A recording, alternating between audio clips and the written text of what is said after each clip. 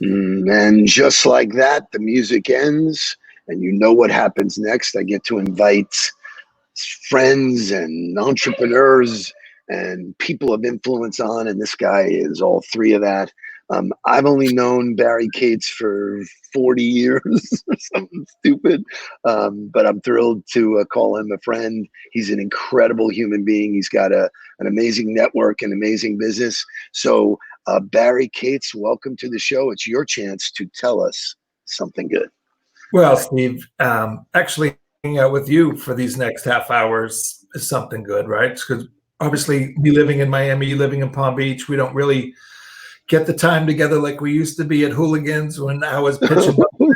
I couldn't get you to drink Budweiser. You were drinking Heineken, even though you told me behind my back that you were drinking Budweiser. But it was a green bottle on your table, so it's all good. Oh, that's true. You will never forget that, will you? You did give me discounts when you're at ABC Cellular, so I appreciate that.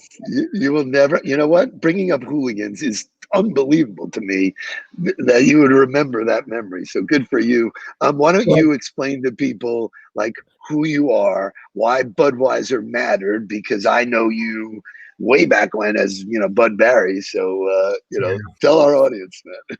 Well, the great thing is, I went to the U, even though I know you're a Gator.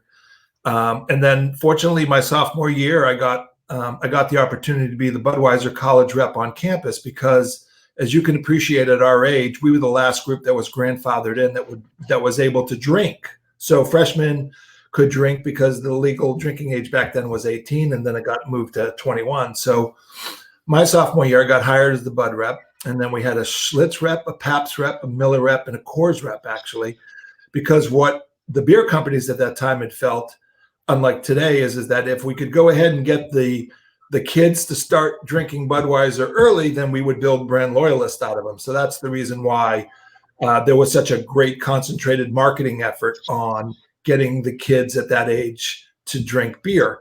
And I made $25 a week. I had a $25 beer expense allowance, and Busch was nickel beer night. So you could buy a lot of beers for a nickel with $25. I had a great marketing budget and, T-shirts and neons. And I remember we would do 200, 300, 400 kegs, at a Sigma Chi party or a SIGEP party or a Pike party. And, that perpetuated into an amazing 13-year career. Started at the very, very bottom and learned the business. And, that was a great opportunity for me to take my experience. And at that time, Ralph Sanchez was looking for somebody who wasn't a motorhead that he could teach the racing business to. And I ended up pairing up with him, and we ended up building the track in Homestead, which we all know now is, it's the Taj Mahal of tracks. And, he got bought out by the France family because he did such a wonderful job building the track. And then I got to spend a couple of years at Clear Channel. And then in 1999, I opened up my own agency, Innovative Group. So here I am 21 years later. Certainly have been through the times, much like you have. We've had a lot of parallel in our careers, and we've got to spend a lot of time professionally. So, beyond the friendship, I have a lot of respect for how you've been able to go ahead and just follow through the changes as life has delivered you curveballs. And I think, having Mark in the business now was really, all those sacrifices that you made to get to where you're at today, that's just the cherry on top. So big congrats to you. Thank you so much. I mean, so, speaking of Mark, my memory goes back to when you were running the Wingding, right? Right.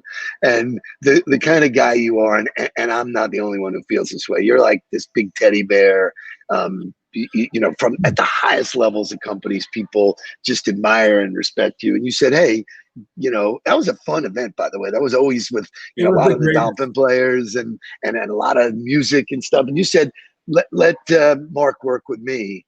And I think somebody circulated that picture recently of him in the golf cart with you, running around doing, so, I mean, you think of how he got his taste in the business.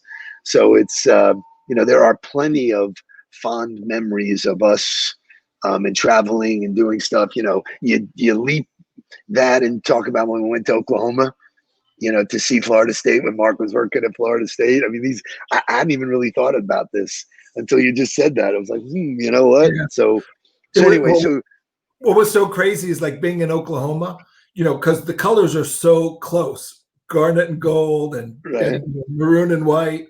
And I thought one of the great things of being, on campus in Oklahoma was just how friendly the Oklahoma fans were. Do you remember how they used to say to us, Oh, welcome to Norman. Welcome to Norman. Welcome to Norman. I mean, it was just that. And then our early ski trips with Sal and the Bud ski trips that we did that. And, but Wingding was for sure epic. And, Footy's done an amazing job, and it's so beneficial for Here's Help and helping support that. So, yeah, we've had some really good time, and I'm sure that there's a lot more memories that we could share. Oh, well, if you want to go down memory lane and talk about some really cool stuff, I mean, you've always been a guy that's philanthropic. You work your ass off to give back. I think one of the greatest events we ever did was for CF. When we did the Dolphin fashion show. Yeah, I mean, I still talk to guys about that. I got in a bidding war over a diamond with Sam Matheson. It's like, dude, stop, man. Yeah, it's a shame you didn't win that one. But the funny thing is, all of those big offensive linemen trying to fit them in tuxedos, and having them do the runway and having Cephalo, those were just. And a funny story is that when I was a kid growing up, I started working at Publix in 6th grade. I had put my entire self through school, and everything in my life I've always worked for. And I remember Cephalo and Joe Rose they were the starting tight ends for the Dolphins, and they were living in Turnberry at the time. And I was working at that Aventura Publix all the time. Every Friday I could count on those guys coming in the store at 5 o'clock after practice. And I would always bag them, and I would always take their groceries out. And I became friendly with Seth and Joe Rose. And I used to get $1 tip. And, back then when you were making $1.65 an hour and you got $1 tip, that was, like time and a half. And then when I'm hosting that CF with the Dolphins and Jimmy, it was just an unbelievable story because that had happened 25 years ago. But, look, we've been put on this earth to give back. And that really is a true mantra for me, as well as building a great stable of relationships, because life is really all about relationships anyway. So I want to go down a path. I used to belong to an organization called EO. I was in it for a short time and said, wow, I knew this would be good for you. You jumped in and grabbed it by the horns. So would you share with the audience, because I think it's really the ultimate entrepreneurial experience, and what you took out of it helped you build a big organization. So why don't you share that, because there's lots of other entrepreneurs who are either have their head in the sand or they're talking about pivoting. Talk about the network of people and the knowledge that you gained. Well, I do. I owe a lot of you. I owe a lot of that to you. I had never heard of EO, which stands for Entrepreneurs Organization. It's a global organization of entrepreneurs. You have to be the founding shareholder. You have to have a minimum revenue. You can't be a hired gun.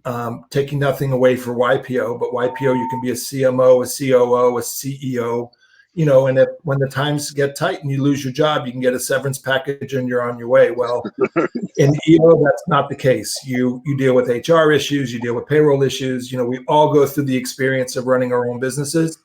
And it's clearly an experience share business. With 13,000 members globally, we have 280 in the Dade, Broward, and Palm Beach area.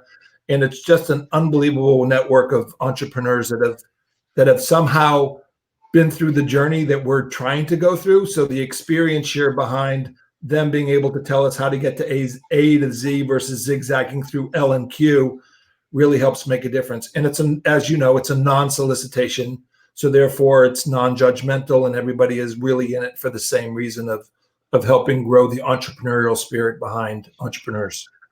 So just this will give people an indication of who you are and how you operate. So you come into it, you get in your forum, I get in my forum, but you go right to the top and become president of the organization, went on to be involved globally. There are still people that talk to me about the parties that you put on for people. So I was like, I made a bad move because I missed out on all that stuff. So, life takes you in different directions. But speak to us, if you would, about sort of why you took over, and then what that meant to your career, because I do believe that your network equals your net worth. Yeah, it's really funny that you say that, only because as we talk about life being relationships, and I would share with you that the relationships that I've been able to foster in EO have become some of my most pronounced relationships to date. I've been in the organization for 11 years. I got in, didn't know what was going on, but it's like anything, you get out of it what you put into it. So fortunately for me, having a marketing background and putting on events for a long time, I was recruited by the current chapter president to work on learning, and learning is all about these great learning events. So I got to spend 3 years in that and moved around the board a little bit, and then had an opportunity of taking over as president, which we served 2-year terms. And as you can appreciate, as president, you're having to deal with 220 other type A entrepreneurs and navigate through that. But look, we're here to service our board members, and we're here to service our members, and that's just all part of giving back. But the relationships that I've had has really helped me navigate through the challenging times. Look, if I wasn't in EO, I wouldn't have had relationships in China, or I wouldn't have had healthcare relationships that allowed me to marry, putting PPE out and helping sell PPE when the entire event business got shuttered. So that really has kind of been a bridge for us to be able to mainstay during these trying times. And we're just looking to get to the other side of the rainbow right now. Which is great. And when things get tough, and you're a shining example of this, it's the people that you've chosen to be on the journey with that you lean on. Those are the calls you make. Those are the ones that will stand up and do that. Speaking of all that, you are the ultimate family guy. So I want you to speak to the audience about the power of the woman next to you and the family that you have built, because you are, like I said, the shining example of that is because you worked your ass off to get it. So, I think I could call it a do-over, because I was married first, and we had Alexa. And, during the course of Alexa's growth years, I was very, very busy working on my business and trying to get that launched. And my ex at the time was working as well. And then after I got divorced, I wasn't really planning on getting married again. I was planning on just taking it as it comes. And then all of a sudden you're in the Bahamas, and the next thing you know, you end up meeting somebody and you get married 3-4 years later. And ironically, Michelle, my wife, has a daughter who's 16, like my daughter Alexa is 16, and the two of them have known each other since they were 4. So they grew up together, 6 months apart, which is awesome. And then 6 years ago, a surprise comes, and Kylie. So being 55 right now and having a 6-year-old, and fortunately having the business has grown into a place where I have amazing people that we are all about family first. I've gotten a do-over as a dad. So being room parent and just doing all the things that you can do to help watch your children grow and be a part of that. So that for me has really been kind of a blessing in disguise. And I don't take that for granted, specifically now.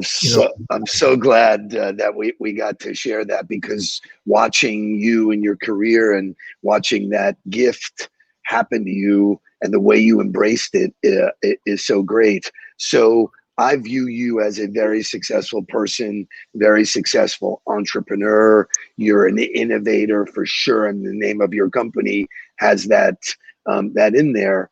For the sake of the audience, the reason why I do the show is, tell me something good. Tell me something that I can take away, because the news obviously focuses on all the crap, and there's plenty of places you can get bad stuff. When you look at your career, your life, your family, what are some of the major takeaways that my audience can hold on to and say, yeah, remember listening and Barry Cates said this? Yeah, so I get to spend a lot of time with a lot of younger kids that are graduating college or they're on an entrepreneurial journey. And, what they do is they try and find the career that's going to pay them the most amount of money. And what I've shared with them is that find your passion. If that's a barista at Starbucks, if that's at working at Tire Kingdom, if that's being a physical therapist, just find your passion and the money will follow you. So, I don't look at what I do as a job. I mean, and neither does, I don't think anybody in our company does that.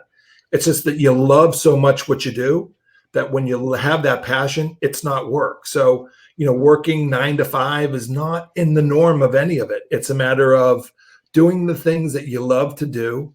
And that's clearly a reflection. When you love something, it's just so pronounced, and people on the opposite side see it. So if there's anything that I would share about anything, is find your passion. And if you don't like what you're doing, then don't do it. Go find something that you're going to love to do. And even if it's worth making less money, let me just share with you where that actually resonates in this time. So, obviously we went to zero revenue like a lot of other businesses, and we needed to go ahead and transition. So we moved into selling PPE, and then we also got certified so that we can do COVID testing. And that's really part of our platform. Again, trying to help make a difference, because as everybody knows, the testing backlog was just terrible trying to get results out. And so one of the things that we had a digital marketing team, and it was a small group, 3 people, 4 people. And we said, you know what, let's go ahead and beef that up, because then we can help people with virtual events. We can help people drive revenue or drive business. Again, you understand what that's like because you marry relationships. And I said, let's hire a bunch of college kids that just graduated. We'll pay them, $10, $15 an hour. And at least we can get them doing something. Well, when we put that out there, we started getting people that had 6, 8, 10 years worth of experience. And they were like, you know what? We don't care about the money. We love what we do. And I'd rather make a little bit of money loving what I do than be sitting home trying to figure out what I'm going to be doing next. So we've been able to build, real subject matter experts at a very cost. And again, remember, we're not driving a lot of revenue. So everything that we're doing is coming from our coffers or out of my pocket, but we're building it for the long term and the growth. So that has been an amazing feat to be able to watch that manifest as we are sitting in these trying times. Incredibly well said. I'll shift gears one more time. So you've been blessed to have lots of friends that are celebrities, sports athletes, just a wide, vast group of people that What's your favorite story? Like, I know a few of them, but what's one story that you would leave the audience that really sort of has a real mark on your life? It was really interesting. One of the stories that really sticks out is it was 2000. I've been on the Orange Bowl committee for 20 plus years. And I actually had the opportunity of hosting Oklahoma back then. And there was a first-year coach, Bob Stoops. And, Oklahoma was coming off of several dismal years. And, Bob had left the Gators as the DC. He was working under Spurrier. And he got an opportunity to be the head coach at Oklahoma. And so I fortunately was the host for them. And ironically, that was the year they beat Florida State 13-2. And it was the championship year. And there were 2 things that stuck out. One was when the players were practicing at Barry University, Oklahoma had actually set up a tent on the field itself, or actually away from the field, so that when the players got off the practice field, they can go right into catering, grab a steak, eat dinner there, and then they boarded the bus so they can get back to the hotel, shower, and then have their free time that night. Well, I remember all of the buses were boarded already, and Bob was walking through the tent, and he saw all of this plates and napkins and cups. Like, nobody had, let me take that back. A good portion had left all their stuff on the table for somebody else to clean up, right? Bob got on the bus, all the buses, made all of the players get off the bus and go clean the entire tent. And he said, look, you would not live like this in your living room, and you are not going to treat it like it's your living room. So therefore, they scrubbed the entire place. They helped catering take the trash to the dumpsters. And that, to me, again, because he was a young guy, he was a young coach, nobody had even heard of him. But that set the tone on where I knew the effort and the structure was going to be for that team. And then obviously winning the championship year, I remember tugging on him at 8:30 and said, "Hey, can you go upstairs and change your shirt because we got to go to the press conference. We hadn't been to bed all night." So, yeah, that was a nice, and hard to believe that was 20 years ago. Isn't that crazy? You know, it's so funny, unrehearsed. And I know all of the people that you have in your life, and you've been blessed with the Heat and lots of other teams. You're a big Patriot fan. But I was hoping you'd go to Bob Stoops because I've been fortunate through you to have some of the most memorable times, you know, when we did visit, you know, and he told him that my son worked for Florida State. I'll never forget it my whole life. He goes, "We're not Sanford." So it was like such a great, you know, and then my son, you know, worked with his brother, and I've met his sister. And so I'm so happy you went there, man. That was awesome. Thank you. Thanks for spending time with us. I mean, what a joyous time before this. And, you know, if there's one positive that I take away from it is that this Zoom environment is definitely allows you to be social. We might be physical distanced, but spending time with you is always a joy. You're just an amazing human. And I beg everybody that watches this, if you want a real good person in your life, reach out to Barry Cates. You will not be disappointed because you always find a way to help people. Thanks. I appreciate that, Steve. And as always, you know, I know that we've been friends for a long time, and your grandfather and Mark got engaged again. So I'm really happy that you're building your family so that you'll get some really good family time, specifically when it comes time for the grandkids to get to that age. So. And you know how Mark feels about you. And so whenever this thing clears and there's a party, you and Michelle, will be there. Maybe I can get you to drink a Bud Light. Yeah, maybe so. After all these years. I know you're a tequila. Maybe a Bud Ice. Because when you launched Bud Ice, that was the coolest event I've ever been at. Still to this day. You are the best, man. Stay on the ball. All the best. Bye, guys. See ya. Thank you, everybody.